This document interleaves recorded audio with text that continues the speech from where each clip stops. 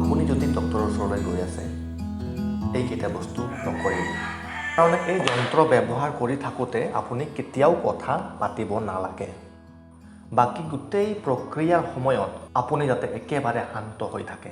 ডক্টৰে জিভাখন চাওঁ বুলি ক'লে কিছুমান মানুহে লাজ কৰে।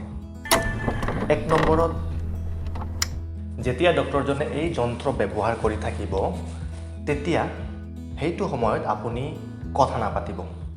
আপুনি যদি ৰোগী হয় আৰু আপোনাৰ ওপৰত এই যন্ত্ৰ ব্যৱহাৰ কৰি আছে, সেইটো সময়ত আপুনি একেবাৰে কথা পাতিব নালাগে। প্ৰথমতে যেতিয়া ডক্টৰজনে এই যন্ত্ৰ ব্যৱহাৰ কৰি থাকিব তেতিয়া এই যন্ত্ৰটো সেই ডক্টৰজনৰ দুয়োখন কাণত সোপা মাৰি থাকে এই ধৰণে, আৰু সেইকাৰণে ডক্টৰজনে আপোনাৰ কথা শুনা নাপায়। আৰু যদি শুনাও পায় সেই ডক্টৰজনে আপোনাৰ কথা শুনিব বিচৰা নাই, কাৰণ ডক্টৰজনে এই যন্ত্ৰৰে আপোনাৰ শৰীৰখনৰ ভিতৰৰ কিছুমান শব্দ শুনিব বিচাৰে।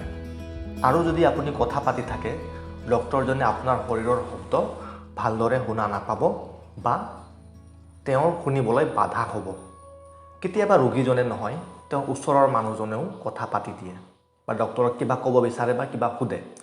যেতিয়া ডক্টৰজনে এই যন্ত্ৰ ব্যৱহাৰ কৰি থাকে বেলেগৰ ওপৰত বা আপোনাৰ নিজৰ ওপৰত, সেই সময়ত যাতে আপুনি শব্দ নকৰে, আৱাজ নিদিয়ে বা কথা নাপাতে। কেতিয়াবা এই যন্ত্ৰ ব্যৱহাৰ কৰি থাকোঁতে ডক্টৰজনে আপোনাক কিছুমান শব্দ উচ্চাৰণ কৰিব দিব পাৰে। অকল সেই সময়তহে আপুনি আপোনাৰ মুখ খুলি সেই শব্দবোৰ বা কথা পাতিব। বাকী গোটেই প্ৰক্ৰিয়াৰ সময়ত আপুনি যাতে একেবাৰে শান্ত হৈ থাকে। 2 নম্বৰত, জিভাখন ওলাবলৈ লাজ নকৰে। ডক্টৰে জিভাখন চাওঁ বুলি ক'লে কিছুমান মানুহে লাজ কৰে। অকণমান জিভাটোৰ আগখিনিহে ওলাই দিয়ে, যেন ডক্টৰে জিভাখন টানি ওলাই কাঢ়ি লৈ যাব বুলিহে ভয় কৰে নেকি।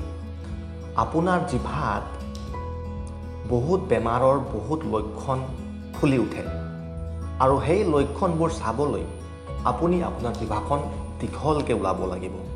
ডক্টৰ এজনৰ কাৰণে আপোনাৰ মুখৰ ভিতৰত সোমোৱাটো আৰু জিভাখন চোৱাটো বৰ কষ্টৰ কাম।